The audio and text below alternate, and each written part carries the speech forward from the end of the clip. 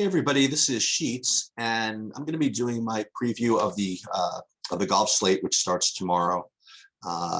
Due to scheduling issues, I'm not going to be able to do it with Bobby today. So I think Bobby's going to do his own, maybe with Kenny. So you'll get maybe two different looks at the slate, and I am going to go do my the same contest I always do at the end, where I pick my favorite from different tiers and all that stuff. I'm not going to go through all the drill down work of how I get to all this. It's just going to be really just the picks in the different tiers, and then we'll get to it. All right, so in the 10K and up tier, they're literally, well, I think Rahm is the best play. I do. And then I think Cantlay and Thomas are both viable, as is Dustin Johnson. For whatever reason, Colin Maracala always fails to get into my models. And when I say my models, I mean basically the industry models. And I don't understand exactly why, but I'm not willing to dispute that. So I'm not going to be playing Colin Maracala. But I do think that all four of those 10K and up guys are playable, with Jon Rahm being the best.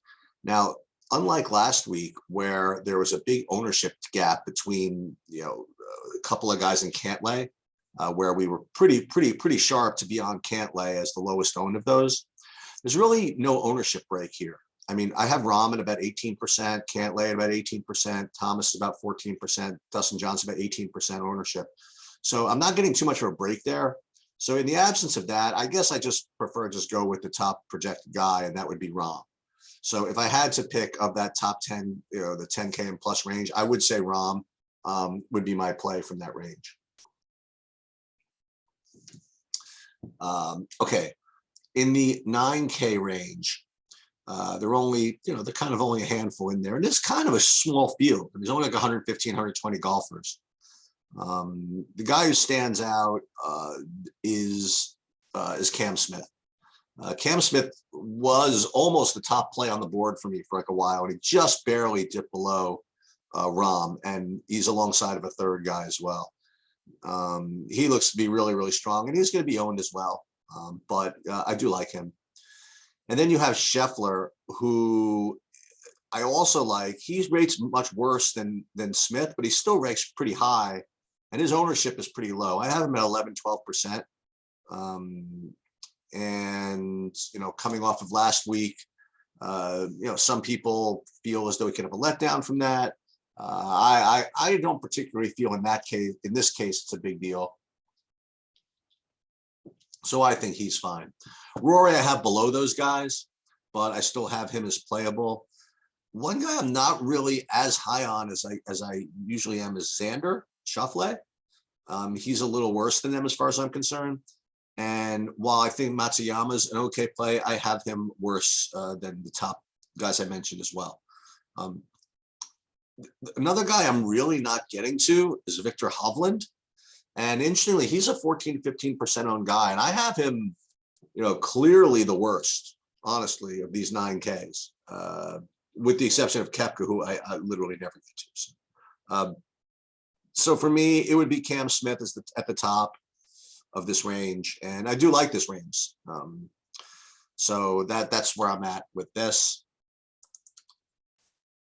I also have two outright bets I want to share with you, which I think I'm getting some really good value on.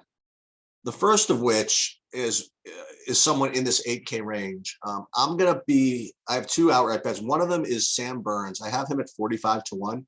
I think it's a very, very good price, and I'm going to try that. And as far as DFS goes, he's one of I like five guys really in the 8K range, but I have Sam Burns rated alongside of Sungjae Im as kind of tied for second. I do like both those guys. Their ownership will be somewhat tame, maybe 12, 13%.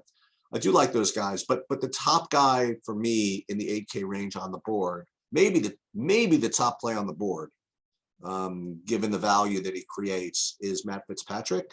He just looks really, really strong, and he just rates really, really high for me. So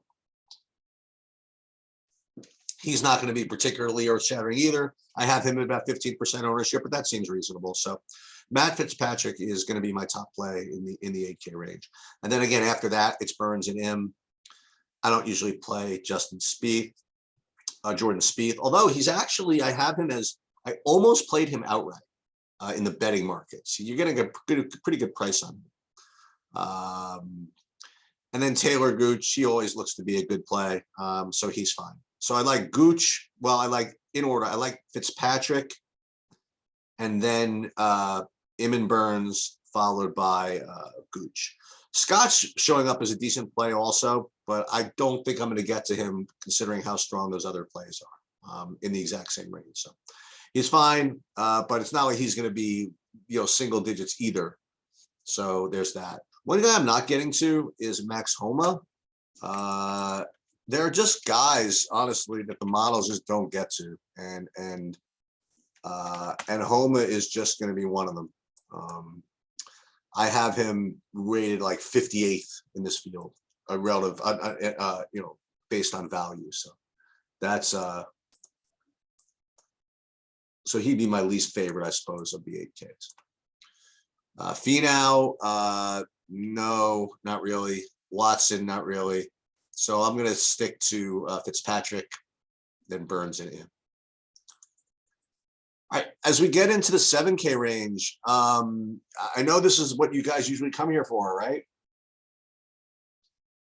I usually have like these 7K guys that are just popping.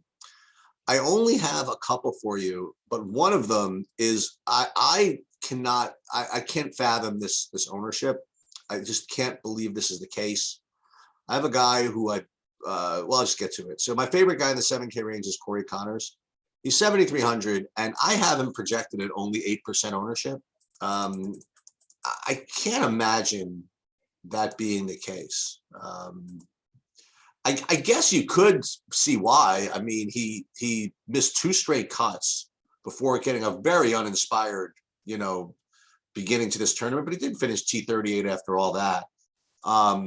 But at 7,300, I can't imagine him being only 8% owned, but he is my favorite of the 7Ks. And I'll tell you this, I actually have him to win the tournament at 100 to 1. So those are my 2 outright bets. I have Burns at 45 to 1, and I have Corey Connors at 100 to 1. Other guys for DFS, 3 others. Paul Casey, 7,600 at 10% ownership. Russell Henley, 11% ownership. And I like Joaquin Niemann.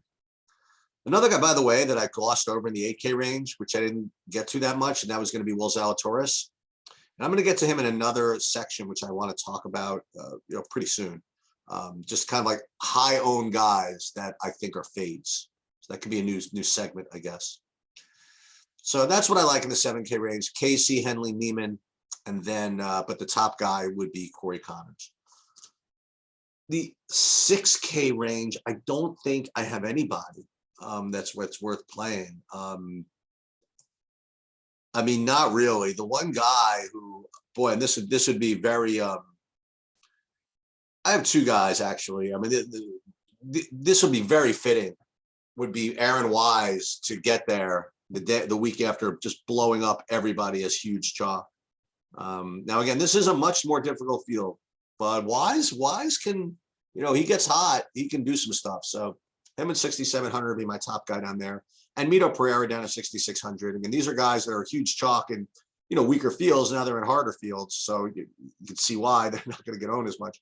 But I do like. I think both those guys are fair. I don't know if I'm going to need to get to them. Again, if I play, enough Fitzpatrick, for example, at 8,200, and let's say I play Cam Smith and don't pay up, don't pay up for 2 studs or whatever, then I could probably get away with playing some, few 7K guys, and not have to go down to 6K. But I think those guys are pretty legit. Okay, the next thing I want to do is I want to highlight guys that are on my list that I have it projected for, let's say 10% ownership, that I just don't think I'm going to get any of, based on my models and my numbers. So one I mentioned earlier, that would be Colin Maracala. I don't think I'm going to get to him at all. And he's going to be over 15% or higher. Will Zalatoris, I think he's a fade. Victor Hovland, I think he's a fade at 15%. I see 12% ownership on Luke List. I just don't think you need to do that. Then you go down a little bit. I just have 14% ownership on Mark Leishman. And he's just not showing up for me as that good of a play. So I'm probably not going to play him. And then another guy who's showing up for some people is, I'm seeing 12% on Thomas Peters at 7,400. There's just too many other options. I mean, I'll give you a quick taste. Like, for example, you look at my sheet here, like you see Mark Leishman, he's 13%, and Peters at 12%. Like, so many guys in the 7K range at single digit ownership that rate to be just as good of a play. So there's literally just no reason to play guys like that, So I guess that's that.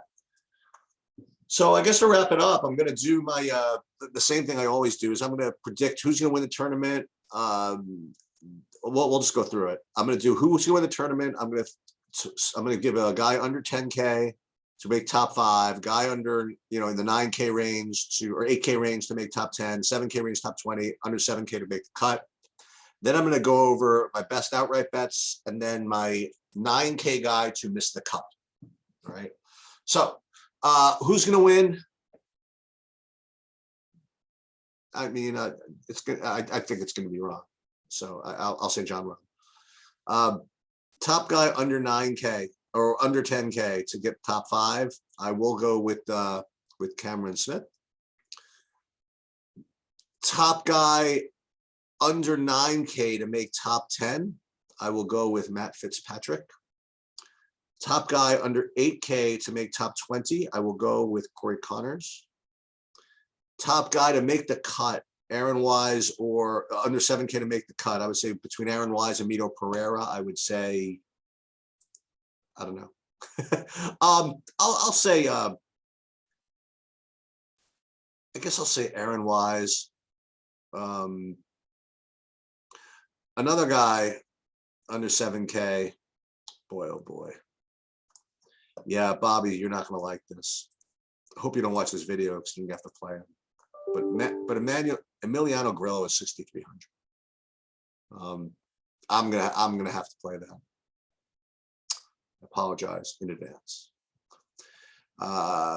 Okay, so those are my top plays. And guys, okay, who's under 9K to not make the cut? That will be Brooks Koepka. So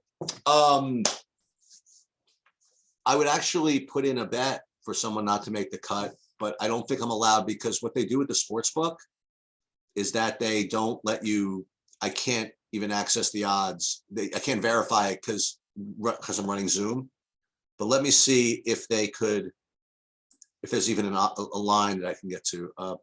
Tournament props, let's see. Playoff, no. Golfer props.